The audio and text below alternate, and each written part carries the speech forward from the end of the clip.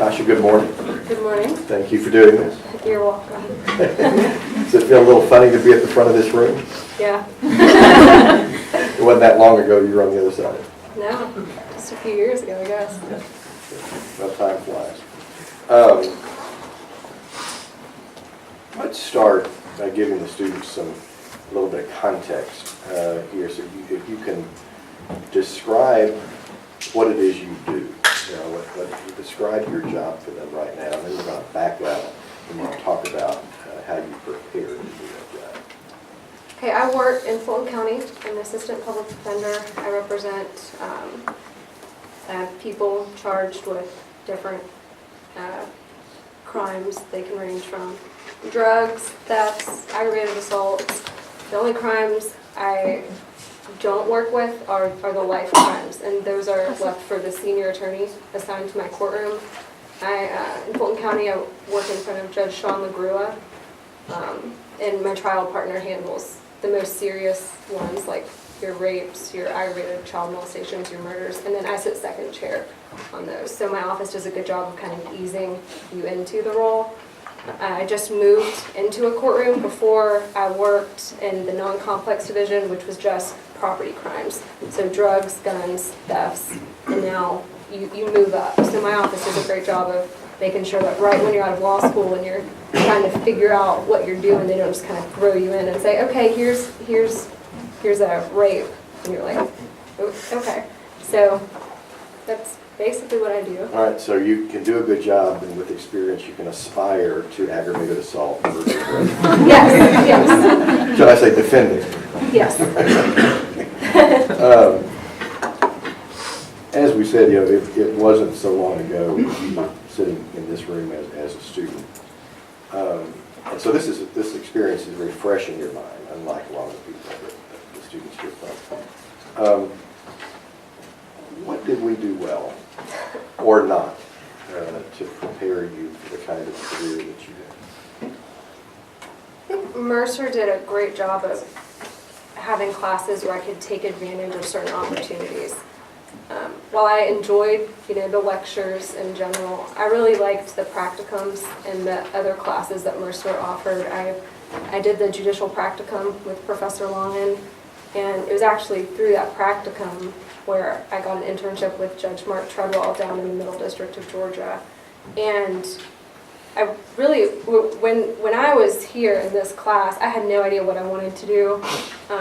I'd been taking, I think I'd signed up for like business classes or something, and I liked criminal law, but I didn't know that's what I wanted to do. And it was through this practicum that I got to see an 8-defendant cocaine conspiracy trial, and there was big attorneys from Atlanta, like Ed Garland was down here, and Laura Ho was representing someone, and the federal prosecutor did a great job. And it was actually through that practicum where I actually realized, wow, that's much more interesting than what I've been doing. And so that really helped me in being able to work in small groups with other people in that class to kind of talk about what they were seeing through the practicum. And it was through that Judge Treadwell's clerk, she had been a research assistant for Professor Sarah Gurwood Moore, and she got me in touch with her. So then I became a research assistant for her, and then I decided to do the habeas project. And it was through the habeas project where you got to represent clients and actually got to feel like I was doing something where I felt like through those classes Mercer did a great job of being able to give me certain experience to build upon. So that was my favorite part. I also decided to do moot court, and I thought those opportunities were great, and I really enjoyed that as well. Well, you were a very successful law student. Okay. Thank you. How does one succeed as a law student? How do they take advantage of these opportunities in the best way to prepare them? I would suggest to you all to find what excites you. You probably hear this all the time. Find a job maybe in the future that you look forward to going to each day. My second year, like I said, in my head, I thought I took like business classes, real estate transactions, and I don't know what I was thinking by taking those. It just didn't interest me at all. I probably shouldn't say this on tape, but I would have my laptop out. I may or may not have been on Pinterest. Like I was just not interested at all. sorry, but for classes where I was interested in them, like criminal law and some of the other classes, I actually paid attention and I focused. And my grades in those classes were much higher. I was one of those people where I couldn't just not pay attention throughout the semester and then cram and do well on the exam. I had to actually do something, which shocker. But yeah, so to be successful in law school, I definitely think you all should take advantage of opportunities like moot court and some of the mock trial stuff. And if you want to do law review, do that. That's great. I did that my third year. I had no interest in doing that my second year. And actually, when I was in my first year, I didn't know what that was. I thought it was like a school newspaper. So, and that just kind of shows you that I was just way more focused on doing classes where I got to actually leave the building to go be with a judge or do stuff like that. And for the class-wise, and if you're concerned about your grades, I would just recommend that outside of your core classes, in your second and your third year, take classes that are going to be interesting to you, not classes that you think you should take because you think it will help you get a job, because that did not work out well for me at all. And so my class standing and GPA went down every time I tried to take classes that I thought I should instead of classes that I wanted to take. And you're still going to graduate with the same degree, so it really doesn't matter.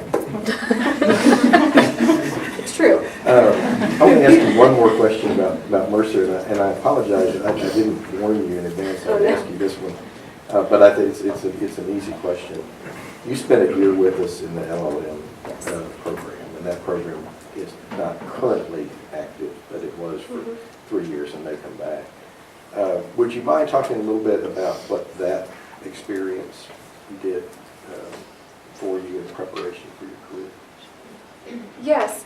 You know, I wasn't planning on doing the LLM program. I actually didn't even apply or decide I was going to do it until probably maybe like 2 weeks before I took the bar. It was in the summer, and Professor Fleissner reached out to me. I had worked with him on some articles, and he was my advisor for my case note.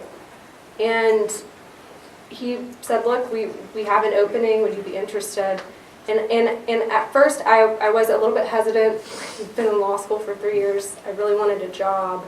But the reality for me is I decided that I wanted to do something in public defense.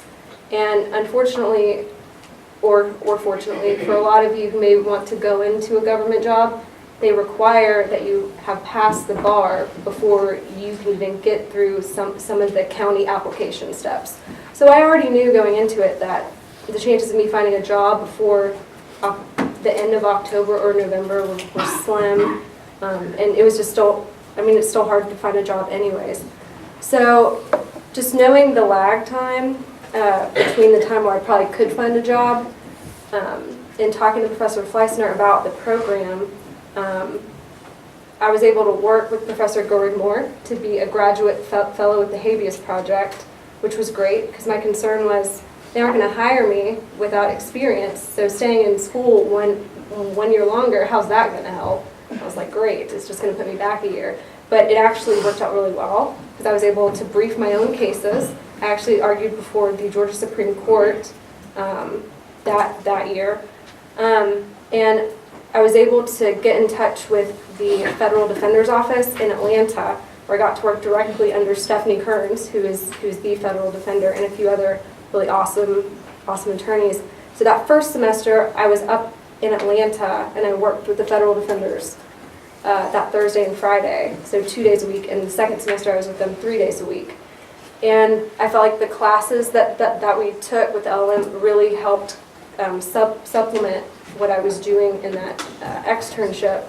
And so I was able to just get actual experience both in a trial setting and through the Habeas Project here in Georgia. Since the reality is to start off, you're going to be in a state court, not just going straight to the federal defenders. So I felt like the class schedule, because it wasn't every day, all day. I was able to work while I was doing that. And I was able to make a lot of great connections. I think being at the Federal Defender's Office actually helped me get my job in Fulton County. It's still a very competitive county, and a lot of the people there who were assistant federal defenders had started in the Fulton County Public Defender's Office. I think a challenge for me is that I wanted to work in Atlanta, and being down in Macon, it was harder to make it to some of the networking events, and you all may have similar issues if you want to be in a different city. And so I felt like that kind of gave me a grace period to where I could start networking in that area, make connections with lawyers who practice there.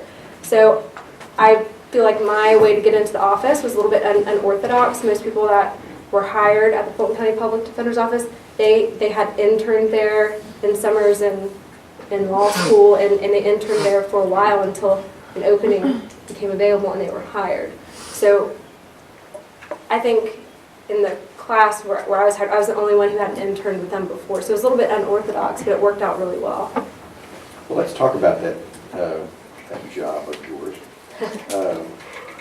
Today happens to be the anniversary of the decision in Gideon versus Wainwright. Correct. Which established the right to counsel in criminal cases and for indigent defendants in Fulton County. You're it, among others, right? Yes. That's your job. I think I know the answer to this question, but is there a typical day for you or a typical week? What does it look like? No, absolutely not. And that's the best part. I really enjoy working with my clients, and they're all very unique individuals, and there's always stories, and sometimes they're funny stories. My job is really fun because some days I'm at the jail. I'm in court a lot, doing motions, bond hearings. There's a trial that I'm going to help out on in 2 weeks that I'm excited about. I prep for trials. So far since I've been moved to my courtroom, the morning of trial, the state reduced them to the felony charges to misdemeanors. Yay! And so it worked out well. Success. Yes. We call that winning in the defense world sometimes when you get big reductions. So. Yeah, so I mean, just from the jail to court, yesterday I actually got to go out into the field on investigation and try to find pork chop or whoever the person is who's like, they hang out here, so it's never a dull moment. I really like my coworkers, everybody's really fun. There is some time that you spend researching and writing motions, and I think being a defense lawyer is really fun because you get to make some creative arguments. Sometimes my judges will comment on, she's like, that's an interesting work of fiction but you kind of get to push the envelope more, which I enjoy, and I feel like my prosecutors try to maintain the status quo more, which in motions, because most law kind of favors the state in Georgia. So it's a good balance of actually going to court, going to the jail, going out in the field for investigations, just the whole works. What was it like the first time you walked into the jail? You keep mentioning that as part of the fun. I mean, well, the Fulton County Jail, our office has an office there, so sometimes you'll get to go in the back, and I have a jail badge and a passcode, and I can go back, and sometimes the inmates are out there, they're either in lines walking somewhere, or sometimes if they're trustees, if they have good behavior, they can have jobs and work, so you'll see them out and about. Most of my time is typically visiting with clients, so they're on different floors, and so I'll organize my stacks of who's on each floor, and I'll go see them. And most of the time I go to see people in the booth. It's not because I'm afraid of them, it's because it's faster, because they can bring them out. But for some people, you actually can go out on the floor. So if the case is getting serious, if it's going to go to a trial, and I want them to actually point out on a map or pictures what's going to happen, then we can do it that way. Just depends. Do you find that your clients have a hard time trusting you since you are, they're not paying you, you're part of the system? Mm-hmm. Do you encounter that? Yes. I think the longer I'm with clients, the more we build that trust. And I've actually had clients say, yeah, I trust you. But at first, there's all sorts of things. Like, you get paid more if you do more pleas. I'm like, that's not true. So somehow that's been circulating around the jail. A contingency fee. Yeah. So there's some crazy stories about what they think a public defender is. And for some people, I also have to keep in mind, like, they might not be frustrated at me, but they might be frustrated with the situation. They might have had a bad experience with a public defender that they have before, because some of them are repeat offenders. So you just have to kind of go in with a grain of salt, and it's usually the first or the second time that you meet someone where you can start to build that relationship. And I think being a public defender, there's a little bit more of a hurdle. But I think, just being a lawyer in general, I mean, this person's in a crisis, the state's locking them in jail, they're trying to send them to prison. So, I mean, even if you're a private attorney, I've talked to them before, I mean, there's still a trust that you have to build with them to talk to them about the pros and cons. And, if it's a bad case for them, if there's DNA or if they're on tape, or if they've made statements in a confession on tape, there's only so much work you can do. You can file motions to challenge them, but sometimes, especially for people who are looking at prison time, and it's just a question of how much, you have to start building that rapport with them to talk to them so that they trust you, and about what decisions to make. But in the end, it's always their decision. And if they want to file motions, if they want to plead, it's always completely up to them. Have you encountered resistance or any kind of reaction with clients because of your youth? No. I mean, I think I've only had one client ask, "How old are you?" But no, for the most part, that's not been an issue with my age. I assume most of your clients are men. Correct. Okay. Have you encountered any obstacles there because you're a woman? Yes-ish. Okay. Let's talk about the ish.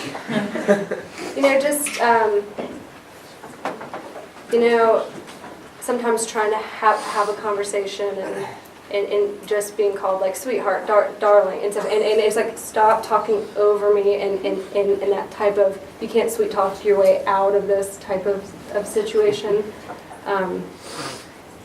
Probably,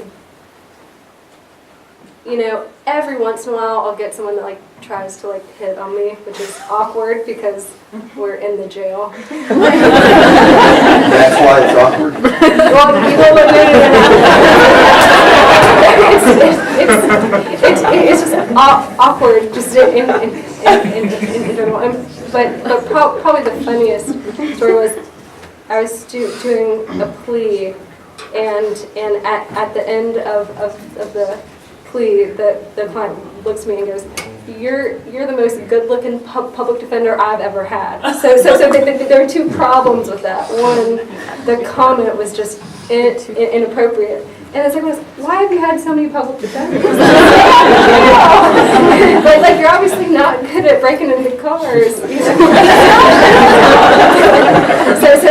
just some comments like that are just funny. They're just funny. So.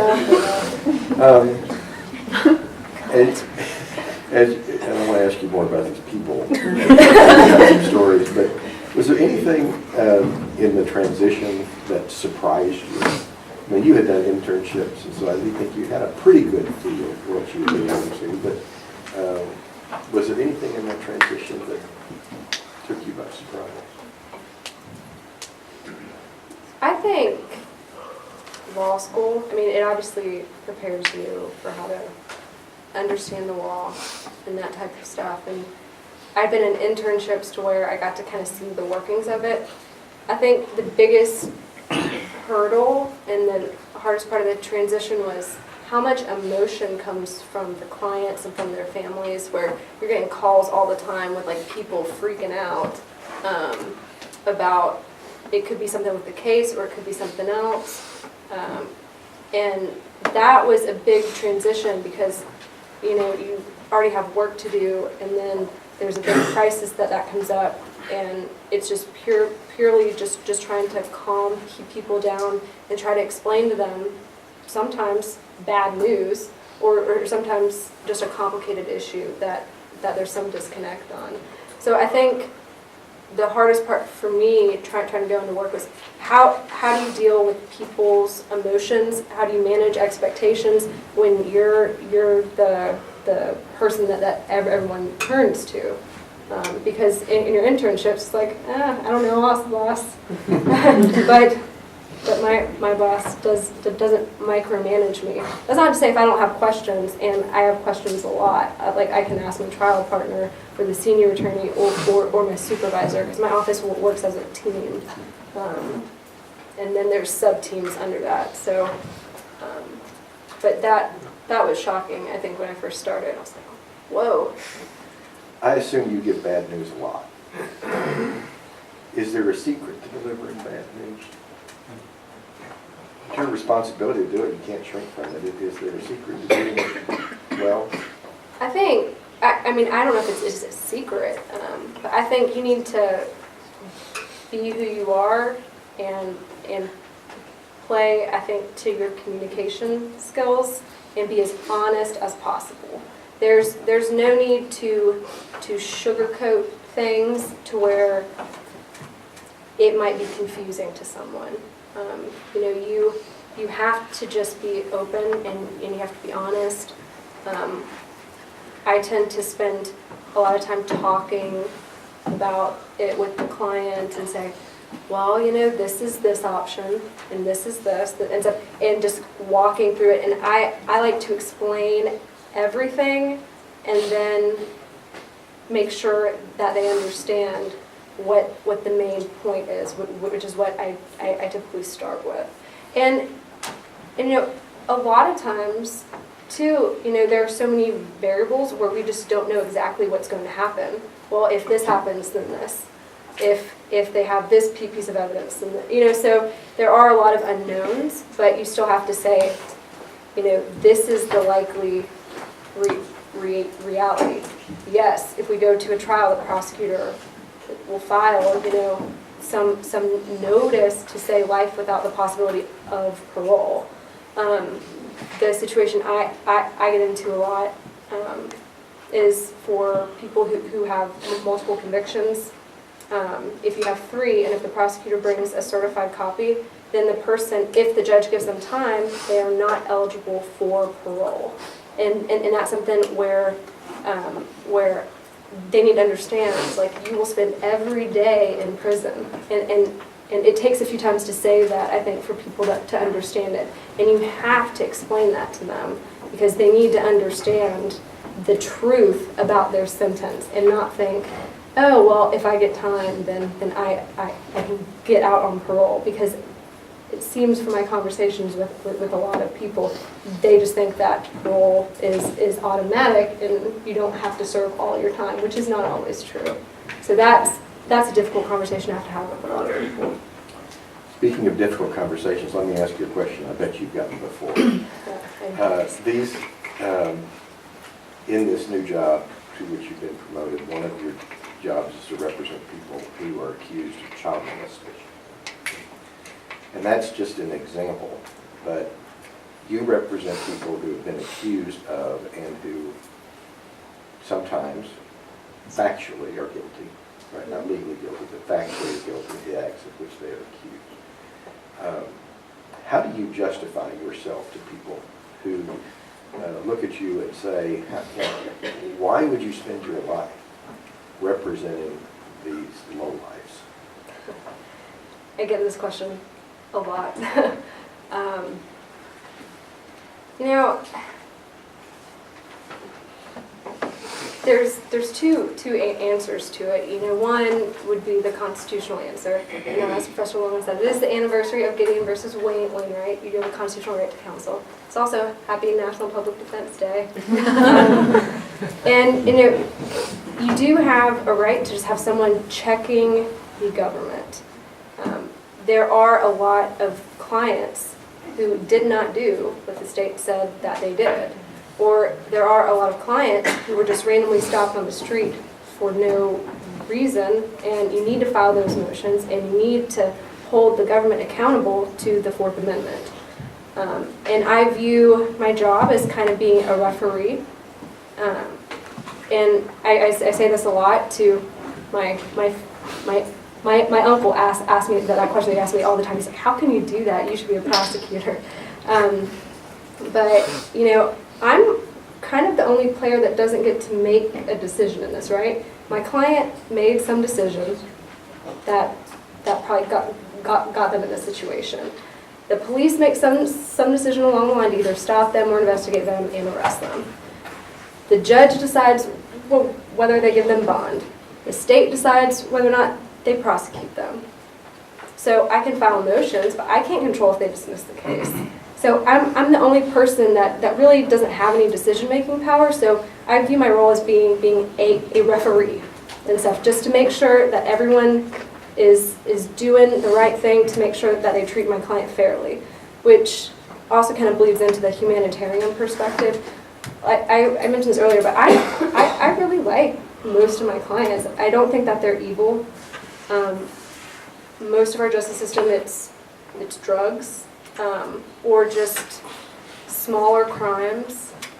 Most of the people aren't getting convicted of murder or charged with murder or any of the more serious crimes. And it's been shown that if you help people get their GEDs, get their education, find a job, and actually have some sort of structure to their life, they do very well and they get out of the justice system. So I think we just need to have a fundamentally different view of how we treat people in our justice system. So I kind of balance it both ways between the constitutional issue and the humanitarian one. But I obviously don't condone someone like touching a baby, no, but I understand that I can stand by them and recognize that they're a human being as well. And just make sure that they're treated the same as someone who breaks into a car, as someone who's white or black or Hispanic, male or female, that everything is the same. So that's my perspective. You say you like many of your clients. I assume there's some that you don't like. Some. Is it any different, or is it any harder to represent them if you don't have any kind of personal connection or affection to them? No, I mean, it makes the attorney-client relationship more difficult, but for instance, one of my most difficult clients who is quite rude, to be honest, you know, and yells at me a lot. I can't quite find out why. But you know, for instance, like, I still filed the motions for his cases. He had 3. And I filed motions in 2, and I won 1, so 1 got dismissed. Like, you still fight and you still treat everyone the same. It just makes some of the conversations a little bit more difficult. So I think aspects of it can be harder, but you still do your job. It doesn't matter if you like the person or not. Just like they don't get to pick me as their attorney, I'm assigned cases if their indictment ends through 5 through 9 in this courtroom. So if they don't get to pick me, I don't get to pick them. I want to ask you about fear. Okay. Are you ever afraid in your job? I'm talking about a client you go in that you're in the jail, you're representing people that have been accused of crime. Are you ever afraid? No. I mean, he's the client who's yelling, he's just mad. He's mad at the situation. He's just mad, and so no. I've never been afraid to be in the jail. I've never been afraid. Sometimes I'm afraid for my clients because the jail is a dangerous place. Sometimes I'm afraid for my clients who actually, we honestly believe, did not do anything because in some circumstantial cases, I mean, that's scary. They did not do anything and they're in jail, and we're doing everything we can, but it's going to come down to a he said, she said, and it's a coin toss sometimes, and so that's scary, and sometimes it's scary to know that your clients have a substance abuse problem. I've had clients overdose and die. And the first time that happened to me, I was maybe on the job for 2 months, and the family had called me. They were like, hey, have you talked to her? We haven't been able to get in touch with her for a few days. I was like, no, I'm calling pretrial services, and I'm trying to find her. And then they find out that she overdosed and died. I mean, that's horrifying, and the last thing that she said to me was, thank you for getting bond. Just it's heartbreaking. So you just kind of close the book for that day, go home. So I mean, it's a tough job, and it's emotional, but I'm never afraid for myself, or I haven't been so far. I'm still new. Maybe ask me that in 10 years. See what enemies you can make. Well, that last comment leads me to a question I wanted to ask you at some point. So let me ask it now. How do you leave it at the office? These are emotionally wrenching situations for the families and for your clients. I mean, you have a life outside the office. How do you leave it there and then flourish outside the office? It is very difficult sometimes. My boyfriend will tell you that sometimes I come home, I am fired up, and sometimes I'm very upset. And I really think it depends on where I am in the stage of my cases. Obviously, if you have some big oral argument, you're going to be a little bit consumed with that. You're going to spend your weekend on it. You're going to put some of your personal stuff aside because that's more important. If there's a trial coming up, that's what you're going to be focusing on. If you have a big motion, a big hearing, you're going to be focusing on that. And it's not just being a defense attorney. It's no matter what kind of law you do, it's because your clients are important. Some of the other emotional things where I worry about, someone, overdosing, or someone, who's homeless that doesn't have anywhere to go. When I first started, it was more difficult to not worry about that at home, but we do have really great social workers at my office, and we work with them, and we have relationships with United Way and a lot of other organizations that can help with some of that stuff. And it took me a while to realize, ultimately, my clients, if they're mine, they're grown-ups, and it's their life, and they're going to make some decisions, and I can't control everything about them in their life, and sometimes you just have to let things go.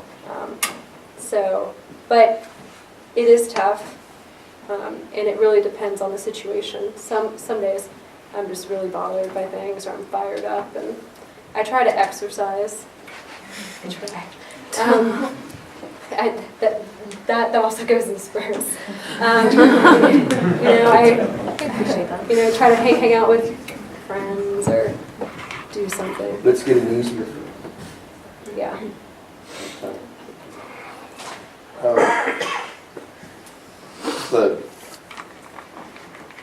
How do I phrase this? What's your least favorite part of your job, or maybe the hardest part of your job? You seem to like what you do, but it can't be all things that you enjoy. What's the hardest or least favorite part of what you do? I mean, I think giving people news they don't want to hear. It's not fun, but it's just something that you have to do. you talked about your clients and some strange things that have happened. I want to open that door and ask it this way. What's the strangest thing that's happened to you in your time? I don't know. There are a lot of strange and funny things that happen. I can't think of just one thing. You know, my trial partner had a case. There was a traffic stop, and there were like some rocks or something, and the officers, based on their training and experience, thought it was meth. And she the whole time was like, "No, it's my religion." And we were all just like, do we need competency about like okay? And it turns out when we got the drug labs back, it wasn't meth; they were rocks, and they were a part of her religion. And just to be clear, this isn't street slang. I mean, you literally mean they were rocks. Like crystals. Yeah, like science stuff. Granted. So that, you know, like just like, you know, you have a client. It's amazing how many people don't know the first and last names of their friends or their girlfriends or boyfriends. So like, hey, like I mentioned this before, like go find pork chop. He hangs out here, and I'm like, what's his name? You know, especially because if they're going to be a witness, you want to run their criminal history to make sure that they be a good witness. And I'm already a little concerned about how credible pork chop might be. but he's like, go here. He typically wears this kind of hat. He's bow-legged. Right? So I'm driving around with my investigator for like an hour or two, and I'm looking. I was like, I think that guy's bow-legged. And we find he's actually pork chop. So like, there's funny things like that. Like, you know, the funniest thing that happened last week, which God bless our public education system, but there was a kid and he had to check in with the judge, and he was wearing this shirt and it had Abraham Lincoln on it. Okay, and so the judge was like, "I like your shirt. Who is it?" Money. Because Abraham Lincoln's on the bill and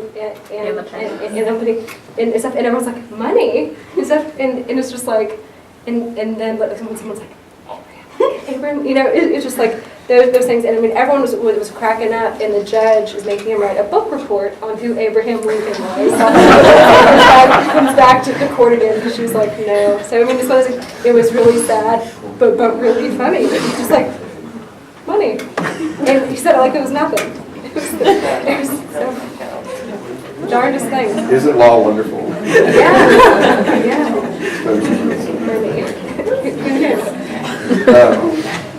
Let me ask you about your relationships with the prosecutors.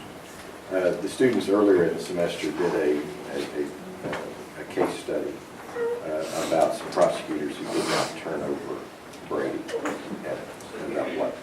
About what can happen there. You deal on a regular basis with the same prosecutors.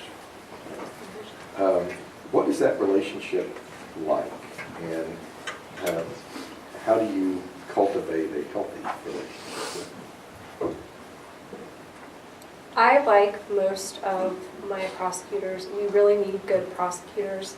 For as much as I really like my clients and I like doing defense work, there are some people walking around that don't need to be walking around with my like niece and my grandma out on the streets, and that's just something you have to balance this stuff. It's not all my clients' rights. You know, there's also someone who's been hurt or someone's stuff that's been stolen, and so you do need good prosecutors. I have 3 prosecutors. Right now, I get along really great with one. I get along great with the other one, and the other one we get along. So and I think just different people have different personalities. You know, if I feel like something's wrong, I go ahead and file motions. You know, some people prefer to just talk things out. And some people just have different styles. I had a prosecutor for 8 months when I was in my old division, and we got along great. You know, we'd have lunch. You know, when I was in the habeas project, when I was doing my LLM, and I would sometimes sit in on the habeas project. When I did my first appeal, one of the habeas students helped me and just kind of shadowed me. And she is now a prosecutor in Fulton County, and we have three cases together. And we're still really good friends, and we get along. And I sent her a text. I said, I just filed 3 motions on that guy, so I'll see you in court. Just like the fun banter. So you have to have a good relationship with them, especially a lot of times they have a lot of control over what can happen to your client too. So you have to keep that in mind, and just understand that just because they don't agree with you, they're just doing their job, and it's not personal. You ever had one hold back on exculpatory evidence? There's only been one occasion where I felt like that happened, and we had a conversation, and I don't know if it was deliberate, and I will give him the benefit of the doubt on that, but and it also might have to do with the Brady rule in general. It has to be exculpatory, and it has to be material. And the prosecutors typically have all the stuff, and they kind of decide what they think is material. And just the basic facts to put it in context. My guy is charged with shooting a gun at someone, so it's an aggravated assault with a deadly weapon, because this guy who was a contractor, was at this house doing work at night, and the guy, my client called the cops, saying, hey, there's just a suspicious guy. And then the other guy called the cops, said, hey, this guy shot at me. There was no gun found, blah, blah, blah. And my guy's arrested and charged. There is a statement that my guy supposedly made saying that he had a gun. And we took it all the way to a trial. And the state reduced it. And so my guy ended up taking the plea because 12 months on probation for misdemeanor is less risky than facing 30-something years in prison. And it came out in the plea that, the person that my guy made a statement to, he doesn't remember this. It was never written down like we were told it was when we had been asking for it. And I confronted him about it. I said, is it good for my client? He's like, yeah. And he's like, so I can see how it's exculpatory, but it's not material. I was like, how is it not material? And to him, it was just, I think they believed their officer so much that there was a gun, and they thought our defense would have been justification, where the defense was there was no gun. And so he's like, how is him not making a statement material for a justification defense? And I was like, well, I disagree with that, but that was never my defense. And so I think because the prosecution kind of decides what's material for your defense, that can kind of blur some lines. So I honestly don't think that he meant to do anything wrong, but I was very flustered by that. And I felt like they should have told me. But that's been the only time where it's been an issue in the past two years. That's good news. Yeah. Now, there might be things that I don't know about, because you don't know what you don't know. but I like to think that my prosecutors are honest, good people. I'm going to turn it over to students in just a minute, but I always give our guests a chance to say anything they want to say. If there's anything good advice you got as a law student, or advice that you didn't get that you wish you had gotten from all of your years of experience. Two. What advice do you have?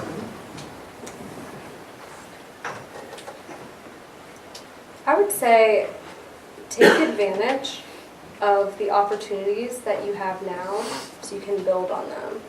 It would have been very easy for me not to have done things in the habeas project, and very easy for me when I did the LLM to not take on my own caseload.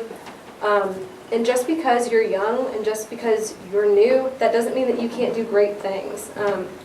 When I got my job at the Fulton County Public Defender's Office, I decided, because I liked writing briefs and I liked arguing, and I'd already argued a case, I decided to talk to one of the appellate attorneys and to build a relationship with him. and he was talking about a case, and I was like, oh, that's building on this case, and that case was a case that we had here in the habeas project. And so he's like, do you want to help? Do you want to write? And of course you say, yes, okay. And so I wrote the brief, and he's like, look, we're down one attorney. I think she was on maternity leave. He's like, have you ever argued before? Well, yes, I have. And then he's like, do you want to do the case? Yes. So I got to argue before the Georgia Supreme Court again, and then we won. And so then there was this other case where he's like, look, we lost in the Court of Appeals. If you can get the Supreme Court to grant it, then I'll let you keep it. So I worked my little tail off on the weekends, and they granted it. So then this past February, I got to argue again. So I've been out of law school for 2 years, and I've already gotten to argue before the Georgia Supreme Court 3 times. I've been able to get in front of the Court of Appeals once on a motion that I thought I lost. And if you think that something is wrong, you know, I'm a little bit more soft-spoken, and I'm like, Judge, did you read that case and stuff? You know, and she's like, no, I'm gonna, you know, still say that the state met their burden here. And I was like, you know, and I thought about it for a few days, and I went back to her and I said, will you grant me, you know, a certificate of immediate review?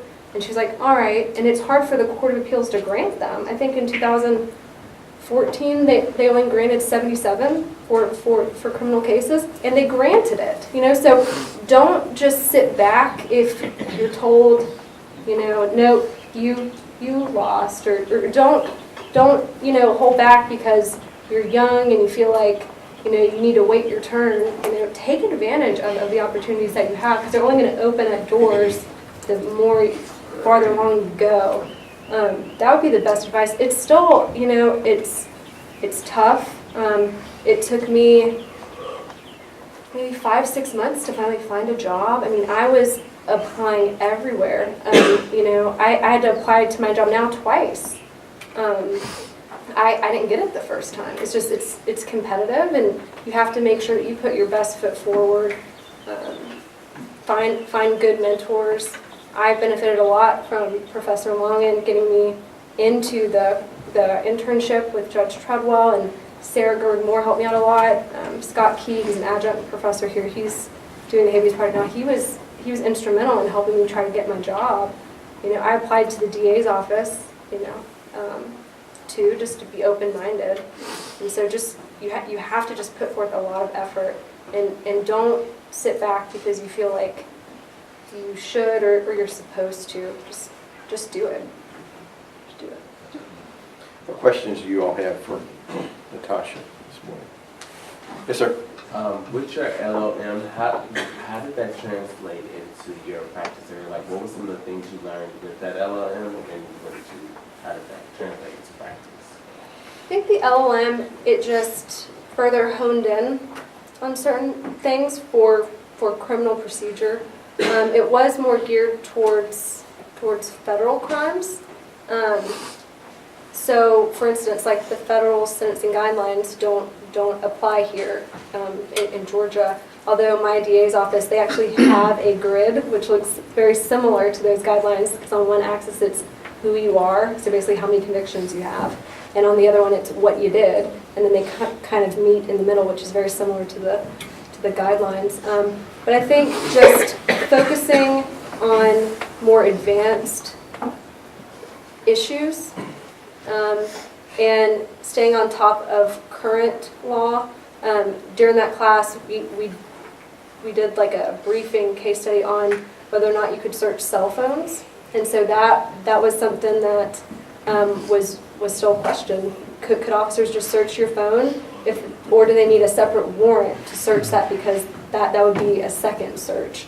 And you know, I have cases like that now, and you know, so now I guess automatically know some things, because it helped me just kind of focus a little bit more on some of the nuanced things. I know you said your clients don't get to pick you, and you don't get to pick them. Are they allowed to fire you? Or do you ever have a client that you're allowed to say, I really can't handle his case? Very rarely, we can conflict off of a case for certain reasons. Typically, they're not personal reasons. But it has been known to happen if it's just you cannot work with them. Typically, the client will ask to speak to the judge, and they talk in open court about this. A lot of times, you have to ask the court for permission to conflict off, because then it goes to the conflict defender's office, or someone who is on a list, who typically has a private practice but takes cases. As far as can they fire us, they can try. We actually had an issue.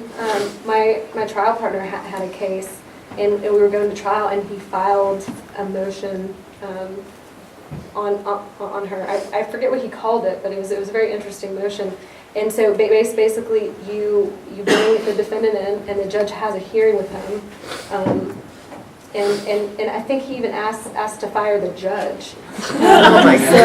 So there's a hearing, and the judge makes a finding, and then a second judge looks over it to decide, one, does it go to a different judge, and either two, I mean, for the most part, no, but in some exceptional circumstances, that happens. Yes. You say you are quite soft-spoken, and then sometimes you may have a client who you actually think didn't do what he was being accused of. Do you find yourselves in those situations perhaps taking on your client's emotions and maybe feeling a bit, you have to present it more aggressively? Perhaps even if you like your prosecutor, but maybe you have to be a bit more aggressive in your style because you actually truly believe your client was innocent, and because you're soft-spoken, how do you overcome that? Yeah, I do find that there are some times where I tend to start just trying to be like nice and whatever, but where I'm like, no, okay, let's sit down. And so, but it's not just people who I feel like didn't do it. It's for the people where I feel like they've been wronged or something. So like, no, that cop should not have done that, you know? So it's just, I do feel like I tend to see myself getting more aggressive if I see some sort of injustice. But, you know, my style so far has been working for me. So I don't want to change it up too much. But I do see myself being like, no, this is wrong. You know, I filed motions for reconsideration. I tend to file more things to show my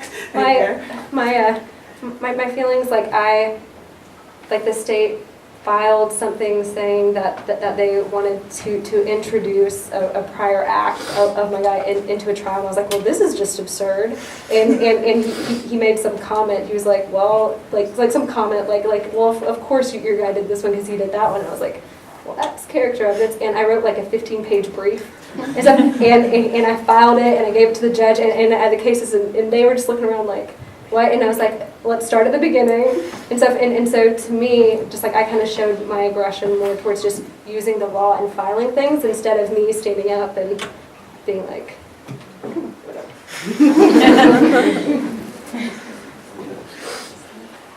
What's your caseload like? Good question. I'm very lucky in Fulton County. My caseload is not that high. I know that in different counties around Georgia, the caseloads are much higher, and we do need to do a better job of getting more resources into those counties. When I was in non-complex, my average caseload, when I was on a fast track cycle, so we would pick up cases at first appearance at the jail, and we would resolve them typically within 9 weeks. My typical caseload was anywhere between 25 and 40 cases. My caseload now, I think I have 65 open and active cases, which is low for a public defender. So I'm very, very lucky. Now, other courtrooms are different. We tend to move stuff faster. Some courtrooms you get backlogged, and I do have some colleagues that maybe have like 100 or so. But as far as I know, and I could be wrong, no one in my office has like 300 cases on them right now. And we're also really lucky. I have a social worker that's assigned to my courtroom. I have an investigator. And so we have, just like in my courtroom, four employees from my office that are there. Where I know in some counties, like, they don't even employ investigators, and they have to ask for extra funds to do things.